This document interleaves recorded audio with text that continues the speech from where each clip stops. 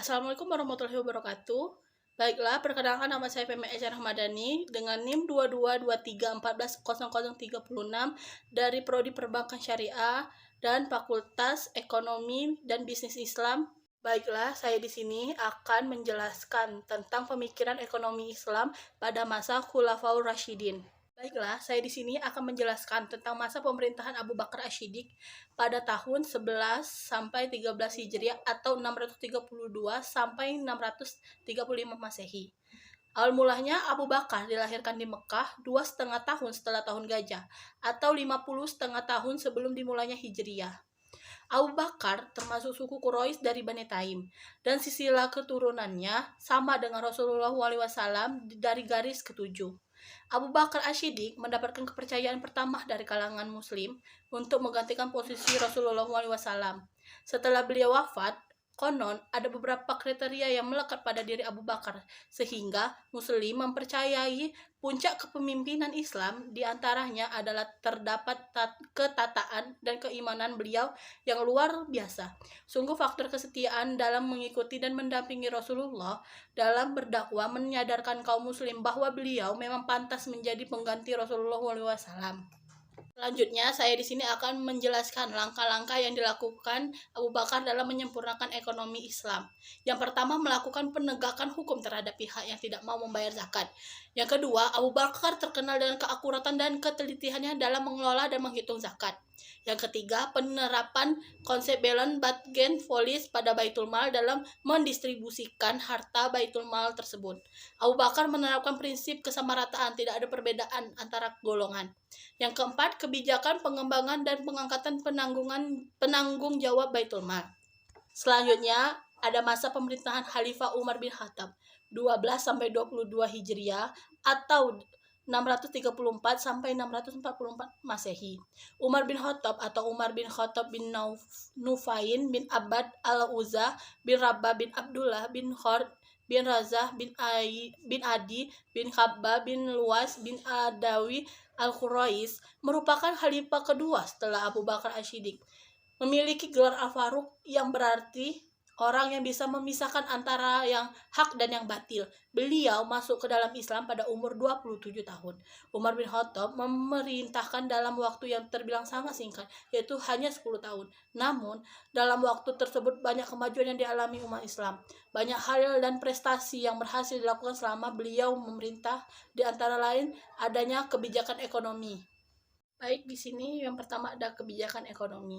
Strategi yang dipakai oleh Umar bin Khattab adalah dengan cara penanganan urusan kekayaan negara di samping urusan pemerintahan. Adapun kebijakan Umar bin Khattab mengenai subsidi negara yaitu sebagai negara harus memperhatikan apa yang dibelanjakan. Untuk merealisasikan hal tersebut, maka hendaknya memperhatikan beberapa kaidah berikut ini.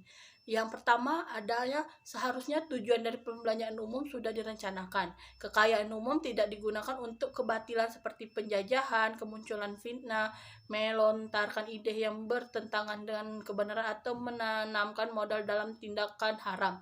Yang kedua, negara juga harus melaksanakan dengan baik apa yang telah ditetapkan oleh Allah Subhanahu wa taala. Lalu yang ketiga, pembagian harta hasil rampasan perang yang berjumlah 1/5 diberikan sesuai dengan yang telah ditetapkan oleh Allah Subhanahu wa taala di dalam ayat. Apa saja harta rampasan fai yang diberikan Allah kepada Rasulnya dari harta benda yang berasal dari penduduk kota-kota, maka adalah untuk Allah, untuk Rasul dan kerabatnya. Lalu pemerintahannya dilanjutkan oleh masa pemerintahan Utsman bin Affan pada 23 sampai 35 Hijriah atau 644 sampai 656 Masehi.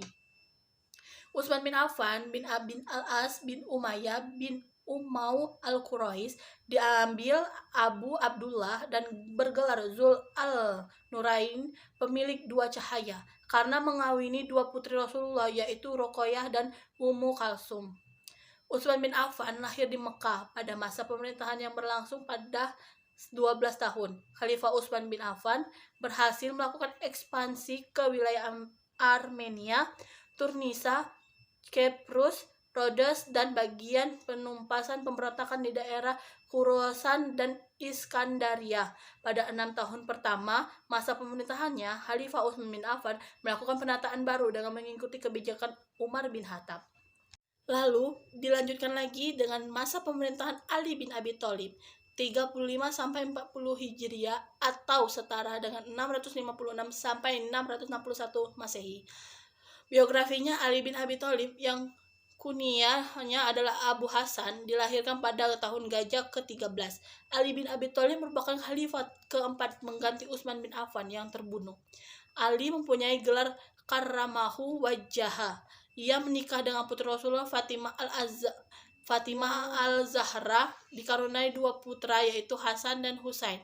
Pada masa Ali merupakan masa pemerintahan tersulit yang harus dilampaui karena masa-masa itu merupakan masa paling kritis, merupakan pertentangan antara kelompok. Munculnya pula pada waktu itu tuntutan para sahabat untuk menelisik siapa sebenarnya yang membunuh Utsman bin Affan. Lalu Khalifah Ali bin Abi Thalib berkaitan dengan kebijakan yang dilakukan selama 6 tahun kepemimpinannya adalah yang pertama, mendistribusikan seluruh pendapatan yang ada pada Baitul Mal, berbeda dengan Umar yang menyisihkan untuk cadangan. Yang kedua, pengeluaran angkatan laut dihilangkan. Yang ketiga, adanya kebijakan pengetatan anggaran. Yang keempat, pencetakan mata uang sendiri atas nama pemerintahan Islam, di mana sebelumnya kekhalifahan Islam menggunakan uang dirham dari Romawi. Baiklah, sekian penjelasan saya tentang pemikiran ekonomi Islam pada masa Khulafaur Rasyidin. Saya mengucapkan terima kasih. Wassalamualaikum warahmatullahi wabarakatuh.